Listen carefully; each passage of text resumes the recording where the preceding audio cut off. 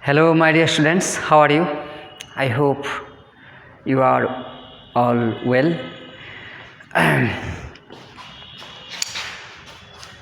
My name is Pankaj Chakraborty, Senior Teacher English, GK Pilot High School. আজকে যে বিষয়টা তোমাদেরকে পড়াবো তার আগে আমি একটা কথা বলি যে বর্তমান বিশ্বে এই বিপুল মহামারী করোনা মহামারীর সময়ে তোমরা সবাই সুস্থ আছো তো, ভালো আছো তো? তোমরা সবাই ভালো থাকো, সুস্থ থাকো এই কামনাই করি। সবাই বাইরে গেলে অবশ্যই মাস্ক ব্যবহার করবে আর অবশ্যই সচেতন থাকবে, অবশ্যই সাবান দিয়ে বারবার হাত ধৌত করবে। এবার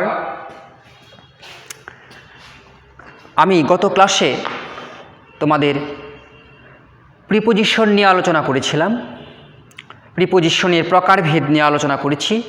আশা করি সবাই তোমরা বুঝতে পেরেছ। আজকে আমি যে বিষয়টা নিয়ে আলোচনা করব সেটা হচ্ছে uses of some preposition. Uses of some preposition.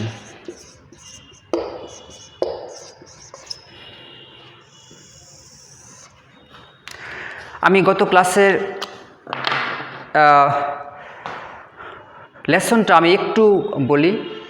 সেখানে আমি পড়িয়েছিলাম প্রিপোজিশনের ডেফিনিশন, অর্থাৎ প্রি মিন্স পূর্বে আর পজিশন মিন্স অবস্থান। ক্লিয়ার? তাহলে প্রিপোজিশন মানে পূর্বে অবস্থান, অর্থাৎ যেসব ওয়ার্ড নাউন বা প্রনাউনের পূর্বে বসে উক্ত বাক্যের সাবজেক্টের সাথে সম্পর্ক স্থাপন করে, সাবজেক্টের সাথে অবজেক্টের একটা রিলেশন স্থাপিত হয়, অবজেক্ট অথবা অবজেক্ট ইকুইভ্যালেন্ট এর সাথে একটা সম্পর্ক স্থাপিত হয়, সেটাই হলো প্রিপোজিশন। প্রিপোজিশনের বিভিন্ন প্রকারভেদ আছে, যেমন simple preposition, double preposition, compound preposition, phrase preposition, participle preposition এবং ডিসগাস্ট প্রিপোজিশন, যা নিয়ে গত ক্লাসে আমরা আলোচনা করেছি। এই বিষয়ে তোমাদের যদি আরও কোনো কিছু জানার থাকে, আরও কোনো কিছু বলার থাকে, আরও কোনো কিছু শেখার বাকি থাকে, আমরা পরবর্তী ক্লাসেও এগুলো নিয়ে আলোচনা করব। আজকে ইউজেস অফ সাম প্রিপোজিশন এই নিয়ে কথা বলছি। সবাই একটু মনোযোগ সহকারে শুনবে, কেমন?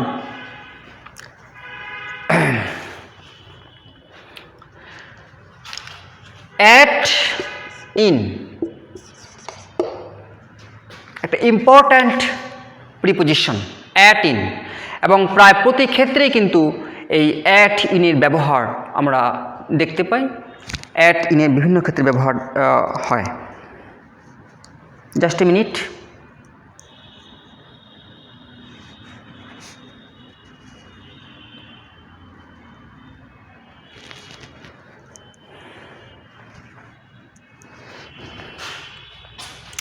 এখন অ্যাট ইন, অ্যাট কোন কোন ক্ষেত্রে বসে, ইন কোন কোন ক্ষেত্রে বসে। এখানে সবচেয়ে বড় কথা যেটা আর কি, যে ছোট স্থান সময় এইসব ক্ষেত্রে বসবে তোমার অ্যাট,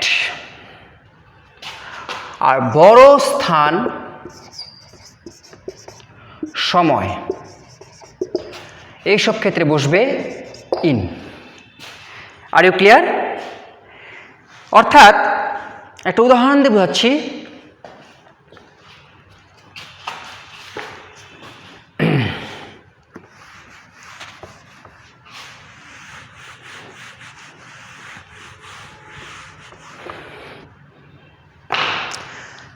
যেমন আমাদের শেরপুর জেলা নিয়েই বলি। যেমন শেরপুর জেলার একটি ছোট্ট জায়গা, যেমন হি লিভস অ্যাট চক বাজার।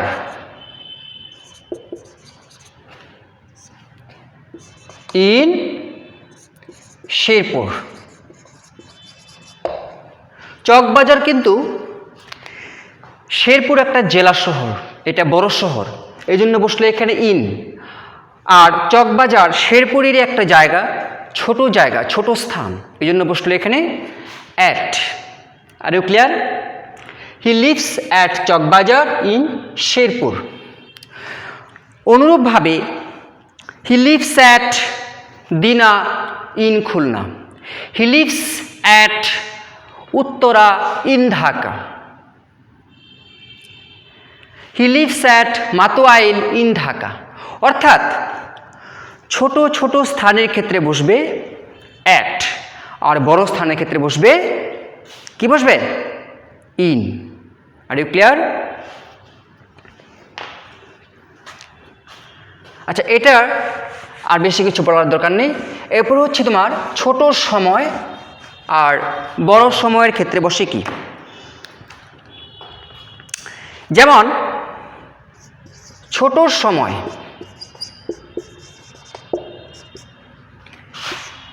হি ওয়েকস আপ 7 o'clock। হি ওয়েকস আপ ড্যাশ 7 o'clock। যদি পরীক্ষা এরকম থাকে যে হি ওয়েকস আপ ড্যাশ 7 o'clock, তাহলে এখানে কি বসবে? অ্যাট। কারণ এটা হচ্ছে তোমার ছোট সময়, এটা হলো ছোট সময়। Are you clear? অর্থাৎ 7 o'clock 7টা। আর একটা কথা বলা যায় তোমার নির্দিষ্ট সময়, ডেফিনিট টাইম, নির্দিষ্ট একটা সময় এবং ছোট সময়, সেসব ক্ষেত্রে বসবে তোমার অ্যাট। ক্লিয়ার? অনুরূপভাবে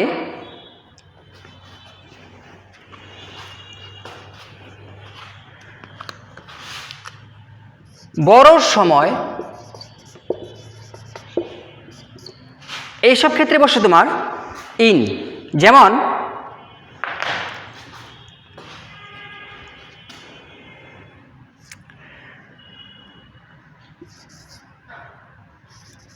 I met him dash the evening, dash the evening। I met him dash the evening।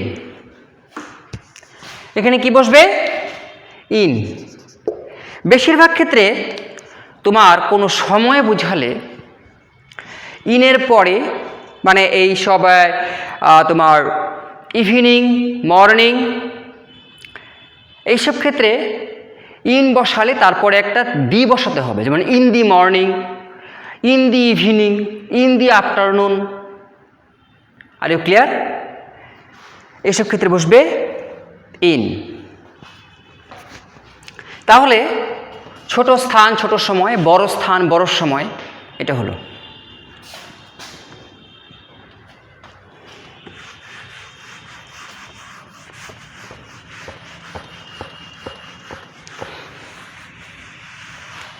At এবং ইনের এই দুইটা ব্যবহার বেশি, আরও ব্যবহার আছে, এটা আমরা পরে আসছি। এবার আমরা দেখি যে আর কোন কোন ক্ষেত্রে অ্যাট বসে, কোন কোন ক্ষেত্রে ইন বসে, আরও কিছু কথা আছে এখানে। যেমন নাইট, নাইট, ডাউন,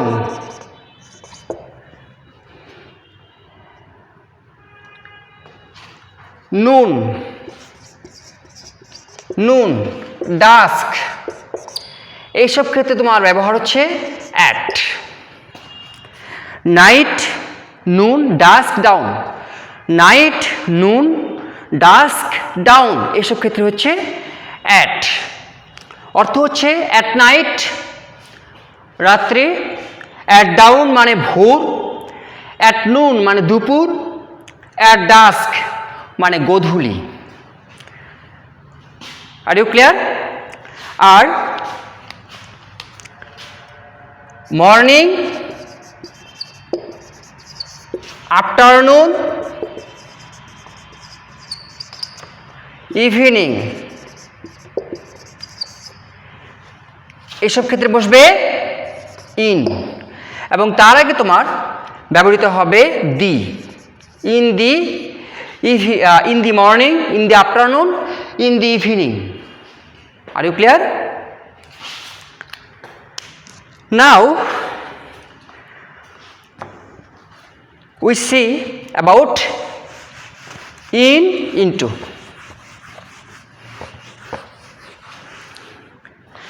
অ্যাট এবং ইনের ব্যবহার আরও রয়েছে, এর পরবর্তীতে আমরা আসছি। এখন আমরা দেখি ইন, ইনটু কোন কোন ক্ষেত্রে ইন বসে, কোন কোন ক্ষেত্রে ইনটু বসে। আমরা একটু আগে ইনের ব্যবহার আমরা পড়েছি, কিন্তু ইনের আরও ব্যবহার রয়েছে। একটা প্রিপোজিশনে বিভিন্ন ক্ষেত্রে ব্যবহৃত হতে পারে। প্রিপোজিশনের বিশাল বিস্তার, এ নিয়ে ভয় বা আতঙ্কের কিছু নেই।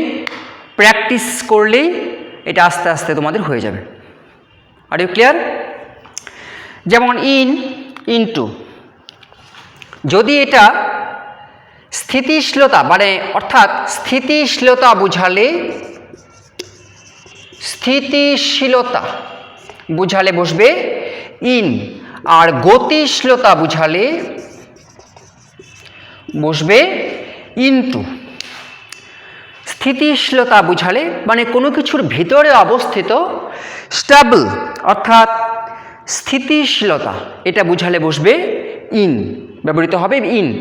আর যদি কোনো কিছুর ভিতরে অবস্থিত গতিশীলতা মানে মুভমেন্ট, দ্যাট মিন্স মুভমেন্ট অথবা রূপান্তরিত, মুভমেন্ট অথবা রূপান্তরিত হওয়া বুঝালে, রূপান্তরিত দ্যাট মিন্স চেঞ্জেবল, এরকম কিছু বুঝালে হবে ইনটু। R you clear? ভয় পাচ্ছ? ভয়ের কোনো কারণ নেই, তোমরা সবাই মনোযোগ সহকারে শুনবে এবং প্র্যাকটিস করবে, তাহলেই হয়ে যাবে। স্থিতিশীলতা যেমন he is dash the classroom, classroom, he is dash the classroom, he is dash the classroom. তাহলে এখানে which preposition is suitable? In, in that means এটা স্থিতিশীলতা, অর্থাৎ সে ক্লাসরুমে, ক্লাসরুমে বসে আছে, ক্লাসরুমে বসে আছে, he is in the classroom, এটা হচ্ছে স্থিতিশীলতা। স্থিতিশীলতা বোঝালে কি বসবে? ইন। Are you clear? আর গতিশীলতা, গতিশীলতা মানে মুভমেন্ট, মুভমেন্ট, এটা বোঝালে বসবে ইনটু। যেমন the teacher, the teacher entered, entered dash the classroom. তাহলে এখানে কি বসবে? কোনটা বসবে? কোনটা ব্যবহৃত হবে? Into, into. ইনটু কেন ব্যবহৃত হবে? কারণ এটা তোমার বোঝাচ্ছে গতিশীলতা, অর্থাৎ the teacher entered into the classroom, teacher যখন ক্লাসরুমে প্রবেশ করে তখন কিন্তু মুভমেন্ট হয়, ঠিক আছে? এবং এই জন্যই এখানে বসবে ইনটু। আরেকটা বলেছিলাম যে রূপান্তরিত হওয়া বুঝালে, রূপান্তরিত হওয়া বুঝালে সেখানেও বসবে ইনটু। যেমন রূপান্তরিত, একটা থেকে আরেকটা, রূপান্তরিত হওয়া, চেঞ্জেবল। যেমন water, water change dash vapour, কি বসবে এখানে? ইনটু ব্যবহৃত হবে, এখানে ইনটু ব্যবহৃত হবে। Are you clear? Water change into vapour, অর্থাৎ পানি পরিবর্তিত হয়ে বাষ্পে পরিণত হয়, পানি পরিবর্তিত হয়ে বাষ্পে পরিণত হয়, সেক্ষেত্রে কি বসলো? ইনটু ব্যবহৃত হলো।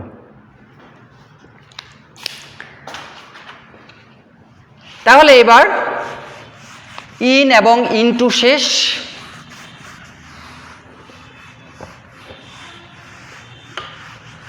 সবাই কি বুঝতে পেরেছ? স্থিতিশীলতা বা স্টেবল বুঝালে সেক্ষেত্রে হবে ইন, এবং গতিশীলতা বুঝালে হবে ইনটু। অর্থাৎ তোমাকে সেন্টেন্সটাই বলে দিবে যে এই সেন্টেন্সটা কি স্থিতিশীলতা বোঝাচ্ছে, না গতিশীলতা, না রূপান্তরিত হওয়া বোঝাচ্ছে, সেটা সেন্টেন্সটাই তোমাকে বলে দিবে। এবং এই জন্য তোমাকে প্র্যাকটিস করে যেতে হবে। প্র্যাকটিস করলেই তোমার এটা আস্তে আস্তে এটা আয়ত্তে এসে যাবে। এরপর আমরা আসছি অন, ইন, অ্যাট। এ দেখো, ইনের কিন্তু অনেক ব্যবহার। On, in, at. On, in, at. এবার কিন্তু একটা নতুন আসলো, সেটা কি? অন। আমরা ইন এবং অ্যাটের ব্যবহার করেছি, এবং ইন এবং অ্যাটের আরেকটা ব্যবহার আমরা দেখব এখন, এবং পাশাপাশি নতুন একটা প্রিপোজিশন অন, এটার ব্যবহার আমরা দেখব কোন কোন ক্ষেত্রে বসে। যেমন দিন বা তারিখের পূর্বে অন, দিন বা তারিখ। দিন বা তারিখের পূর্বে কি বসে? অন। দিন বা তারিখের পূর্বে অন। তারপরে মাস বা বৎসর, বৎসরের পূর্বে কি বসে? ইন। মাস বা বৎসরের পূর্বে বসবে ইন। এবং ওই একটু আগে বলেছিলাম যে নির্দিষ্ট সময়ের পূর্বে, নির্দিষ্ট সময়ের পূর্বে কি বসবে? অ্যাট। Are you understand? দিন বা তারিখের পূর্বে বসে কি? অন। Do you understand? দিন বা তারিখের পূর্বে বসে অন। মাস বা বৎসরের পূর্বে বসে ইন। নির্দিষ্ট সময়ের পূর্বে বসে অ্যাট। তাহলে আমরা দেখি একটু।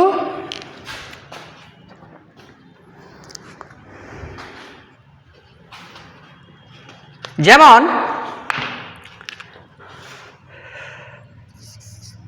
I shall meet you dash Monday.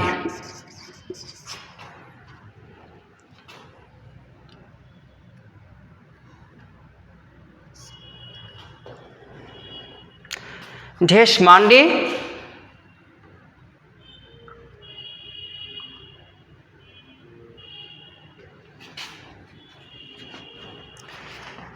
in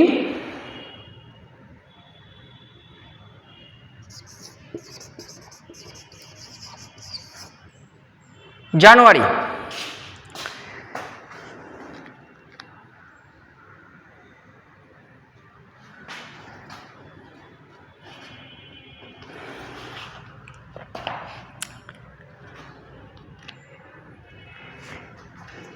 I shall meet you dash Monday dash January.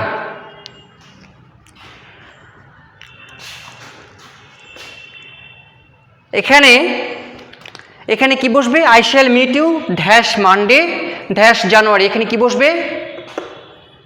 এটা দিন, দিন বোঝাচ্ছে এটা। সেক্ষেত্রে কি বসবে এখানে? অন। On Monday. আর জানুয়ারি হচ্ছে মাস, সেক্ষেত্রে কি বসবে? In. In January. I shall meet you on Monday in January. Are you clear? আবার অ্যাড দিয়ে যেমন দেখানো যায়, যেমন I woke up 9 o'clock at 9 o'clock. অনুরূপ তোমার অনুরূপ 10 o'clock, 11 o'clock,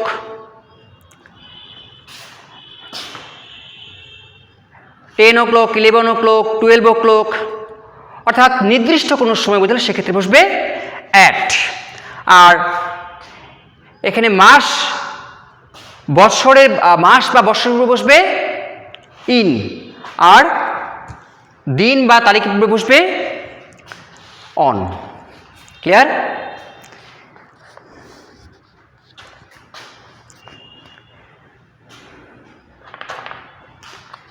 যেমন আরেকটা উদাহরণ দিচ্ছি,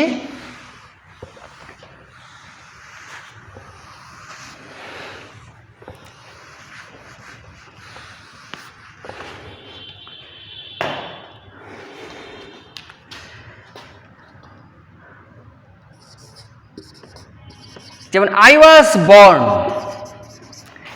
was born dash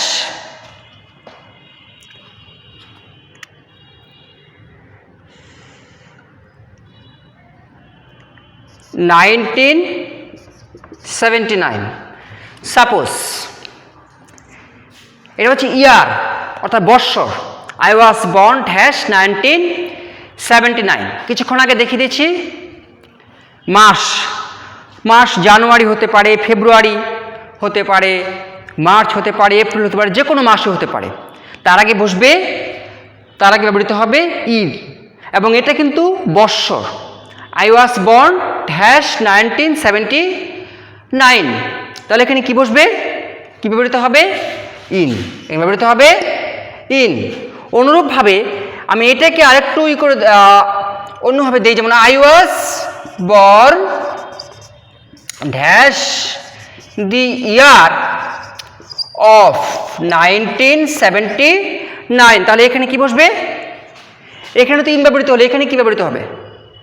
এখানেও কিন্তু ইন ব্যবহৃত হবে। এখানে হচ্ছে I was born in 1979, আমি 1979 সালে জন্মগ্রহণ করেছিলাম। আর I was born in the year of 1979, আমি 1979 সালে জন্মগ্রহণ করেছিলাম। কথা কিন্তু একই, এখানে শুধু ইন দি ইয়ার অফটা শুধু অ্যাড করা হয়েছে। তাহলে মাস বা বছরের আগে কি বসবে? ইন। দিন বা তারিখের আগে বসবে অন। দিন বা তারিখের আগে অন ব্যবহৃত হবে, যেমন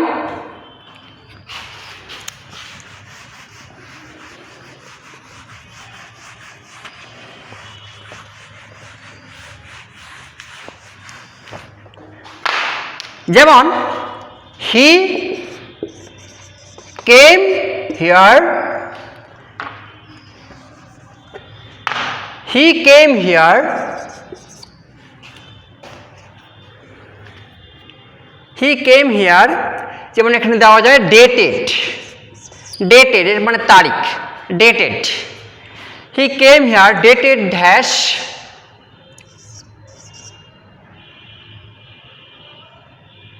23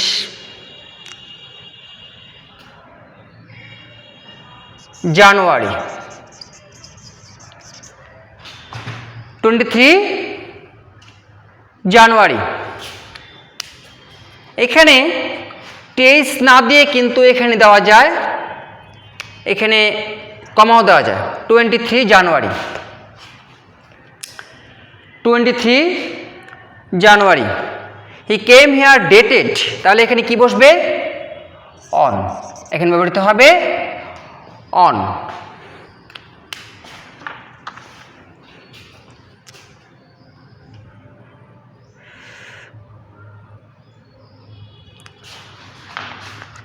আচ্ছা, কমা না দিয়ে আমরা এটাই দিয়ে দিই 23 জানুয়ারি। হি কেম হিয়ার ডেটেড অন 23 জানুয়ারি, অর্থাৎ 23শে জানুয়ারি সে এখানে এসেছিল। অর্থাৎ ডেট দেওয়াই থাকবে, ডেট কিন্তু দেওয়াই থাকবে। তখন জানতে হবে যে ডেটের পূর্বে অন ব্যবহৃত হবে। অথবা ডেট এভাবে থাকতে পারে, he came here dash 23/1/2020, he came here on 23/1/2020। Are you clear?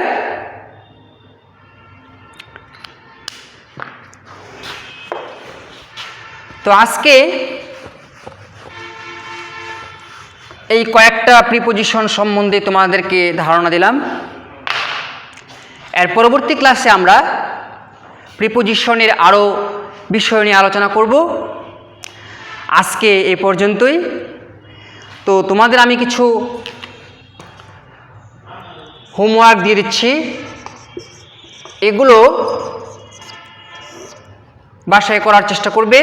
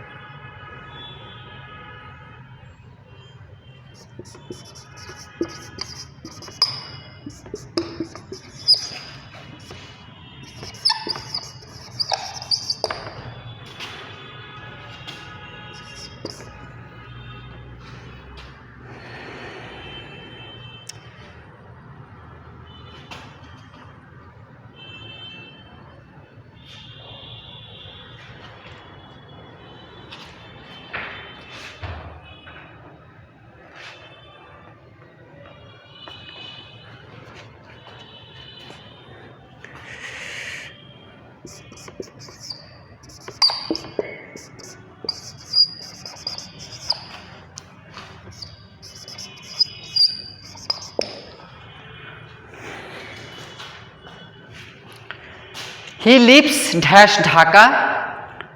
She came here. She came here dash Sunday. The students are dash. She came here dash Sunday dash 9 p.m. The students are dash the classroom. The cow lives dash grass. He will come dash noon. Preposition দিয়ে শূন্যস্থান পূরণ করবে। ঠিক আছে? তো আজকের মতো ক্লাসের সমাপ্তি। সবাই ভালো থেকো, সুস্থ থেকো, সবাই সাবধানে থেকো। করোনা যেন আমাদেরকে কোনোভাবে আক্রান্ত করতে না পারে।